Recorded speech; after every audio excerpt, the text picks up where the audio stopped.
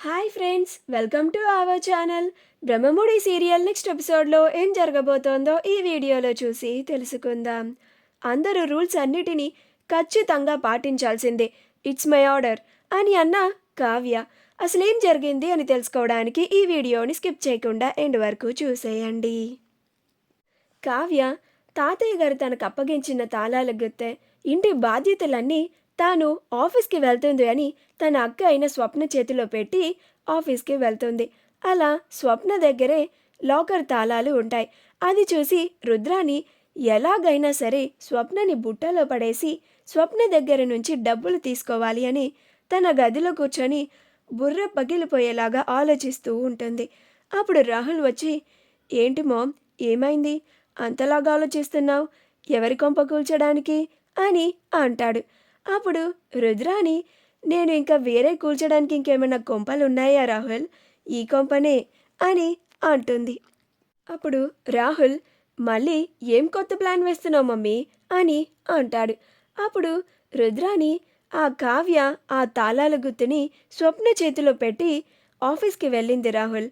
మనం ఆ స్వప్నని మన గుప్పట్లోకి తెచ్చుకొని మనం చెప్పిన విధంగా మన మాట వినేలాగా చేసుకుంటే మనకి ఎంత కావాలంటే అంత డబ్బుని స్వప్న ద్వారా మనం ఆ డబ్బులని తీసుకోవచ్చు అని అంటుంది. అప్పుడు రాహుల్ వెర్రివాడిలాగా పకపక నవ్వుతాడు. అప్పుడు రుద్రాని రాహుల్ నవ్వడం చూసి, రే రాహుల్, ఏమైందిరా, పిచ్చేమన్నా పట్టిందా నీకు, ఎందుకలా నవ్వుతున్నావు, నేనిప్పుడేమన్నా జోక్ చేశానా అని అంటుంది. అప్పుడు రాహుల్, మరి జోక్ కాకపోతే ఇంకేంటి మమ్మీ, అసలు నువ్వు ఆ స్వప్న గురించేనా ఇలా ఆలోచిస్తుంది, అక్కడ ఉంది స్వప్న మమ్మీ, ఆ కావ్యనైనా కాళ్ళ వేళ్ళ బతిమలాడైనా డబ్బులు తెచ్చుకోవచ్చు. నా పెళ్ళం ఆ కావ్య కన్నా దారుణం.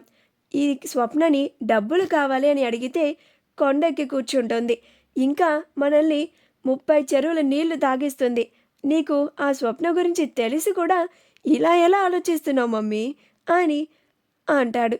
అప్పుడు రుద్రాని, నువ్వు చెప్పింది కూడా నిజమే రాహుల్, కానీ ఆ స్వప్నని అడగాల్సిన విధంగా అడిగితే ఖచ్చితంగా డబ్బులు తీసుకొచ్చి ఇస్తుంది అని అంటుంది.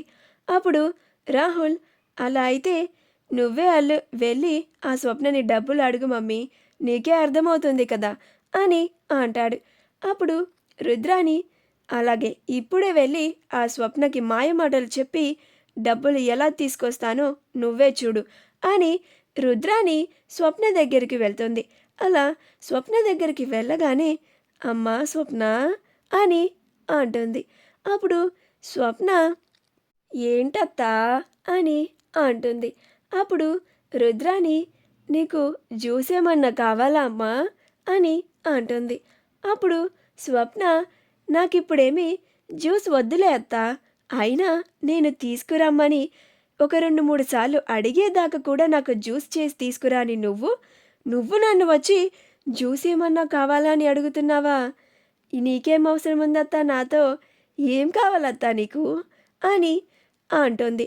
అలా అంటూ, ఓహో, ఈరోజు కావ్య నాకు ఈ తాళాలు గుత్తి ఇచ్చిందనా ఈరోజు నువ్వు నన్ను వచ్చి ఇంత కాకా పడుతున్నావు అని అంటుంది. అప్పుడు రుద్రాని, చాచా, ఏంటి స్వప్న నువ్వు, నీ అత్తగారిని నువ్వు ఇదేనా అర్థం చేసుకుంది అని అంటుంది. అప్పుడు స్వప్న, కొత్తగా నిన్ను అర్థం చేసుకోవడానికి కూడా ఉందా అత్త అని అంటుంది. అప్పుడు రుద్రాని, మరి నాకు మాత్రం నా కోడలిపైన ప్రేమ ఉండదా, నా కోడల్ని మంచిగా చూసుకోవాలని ఆశ ఉండదా, నేను నార్మల్గా వచ్చి జ్యూస్ కావాలా అని అడిగాను, జ్యూస్ తాగితే నీ ఆరోగ్యానికి మంచిది కదా, అసలే ఒట్టి మనిషివి కూడా కాదు అని అంటుంది. అప్పుడు స్వప్న, నీ బుద్ధేంటో నాకు తెలుసులే అత్త, నీకిప్పుడు డబ్బుల అవసరం వచ్చి నాతో ఇలా ప్రేమగా మాట్లాడుతున్నట్టు నటిస్తున్నావు కదా అని అంటుంది. అప్పుడు రుద్రాని, అబ్బా, కనిపెట్టేసింది అని అనుకొని, నువ్వెలాగో కనిపెట్టేసావు కాబట్టి స్ట్రైట్గా పాయింట్కే వస్తాను, నాకు అర్జెంటుగా ఒక 5 లక్షలు కావాలి అని అంటుంది. అప్పుడు స్వప్న స్టన్ అయిపోయి, ఎందుకత్తా నీకు 5 లక్షలు, ఏం చేస్తావు ఇప్పుడు అని అంటుంది. అప్పుడు రుద్రాని, నా ఖర్చులు నాకుంటాయి, నీకు చెప్పాల్సినంత అవసరం లేదు. అయినా మా నాన్న ఈ బాధ్యతలన్నీ కావ్యకి అప్పగించారు. కావ్యకే నేను ఎలాంటి కారణం చెప్పకుండా డబ్బులు తీసుకున్నాను. ఇక నీకు చెప్తానని అనుకుంటున్నావా అని అంటుంది. అప్పుడు స్వప్న, కావ్య నన్ను నమ్మి తన బాధ్యతని నాకు అప్పగించింది. కావ్య తర్వాత అడిగితే నేను తనకి చెప్పాలి కదా, అందుకే అడుగుతున్నాను. నువ్వు కారణం చెప్తే కానీ నేను నీకు డబ్బు ఇవ్వను అని అంటుంది. అప్పుడు రుద్రాని, నీకు కారణం చెప్పాల్సినంత అవసరం నాకు లేదు. వెళ్ళి నోరు మూసుకొని ఆ డబ్బులని తీసుకొని వచ్చి నా చేతిలో పెట్టు అని అంటుంది. అప్పుడు స్వప్న, నువ్వు కూడా నన్ను ఇలా డబ్బు అడగకుండా నోరు మూసుకొని ఇక్కడి నుంచి వెళ్ళిపో అత్తా అని అంటుంది. అప్పుడు రుద్రాని, స్వప్న, ఎంత ధైర్యం నీకు, నన్నే అంత మాట అంటావా అని అంటోంది. అప్పుడు స్వప్న, ఇంకెంత మాటైనా అంటాను అని అంటుంది. ఈలోగా అక్కడికి ధాన్యలక్ష్మి వస్తుంది. వచ్చి, ఏంటి రుద్రాని, నీ కొడలితో ఏదో మాట్లాడుతున్నట్టున్నావు అని అంటుంది. అప్పుడు రుద్రాని, నేను డబ్బులు అడిగితే ఇవ్వనంటుంది ధాన్యలక్ష్మి. ఈ ఇంట్లో ఆ కావ్యకే పొగరు పెరిగిపోయింది అనుకున్నాను. స్వప్నకి కూడా కొమ్ములు వచ్చేశాయి. ఎందుకంటే తన చెల్లికి ఈ ఇంటి కుటుంబ బాధ్యత అంతా వచ్చింది కదా అని అంటుంది. అప్పుడు ధాన్యలక్ష్మి, ఏ స్వప్న, నీ చెల్లికి బుద్ధి చెప్పినట్లుగా నీకు కూడా చెప్పాలా, లేకపోతే ప్రత్యేకంగా బొట్టు పెట్టి, అమ్మ తల్లి, ఈ ఆస్తి మీ అమ్మ కనకం సంపాదించింది కాదు, ఈ దుగ్గిరాల కుటుంబంది, ఇందులో నీకు ఎలాంటి హక్కు లేదు, వెళ్ళి మీ అత్త అడిగినంత డబ్బుని తీసుకొనిరా అని చెప్పాలా అని అంటుంది. అప్పుడు స్వప్న, ఇప్పుడు ఈవిడితో నాకు గొడవ ఎందుకు కానీ అని ఆ డబ్బులను తీసుకొని వచ్చి రుద్రానికి ఇవ్వబోతుండగా అప్పుడే కావ్య రాజులిద్దరూ ఆఫీస్ నుంచి వచ్చి, ఆగక్క అని కావ్య అంటుంది.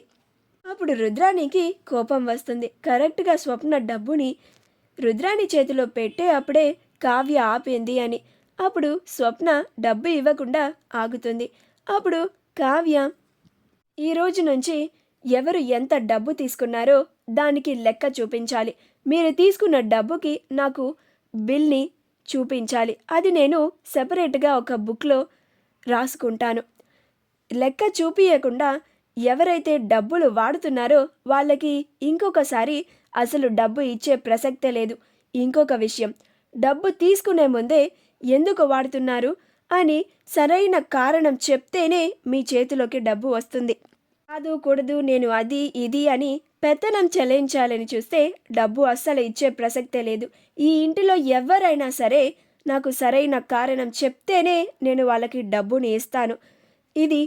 ఈ రూల్స్ అన్నిటినీ అందరూ ఖచ్చితంగా పాటించాల్సిందే. ఇట్స్ మై ఆర్డర్ అని అంటోంది. మా వీడియో కనుక మీకు నచ్చినట్లయితే లైక్ చేయండి, షేర్ చేయండి, మా ఛానల్ని సబ్స్క్రైబ్ చేసుకోండి. పక్కనే ఉన్న బెల్ ఐకాన్ని క్లిక్ చేయడం మాత్రం మర్చిపోకండి.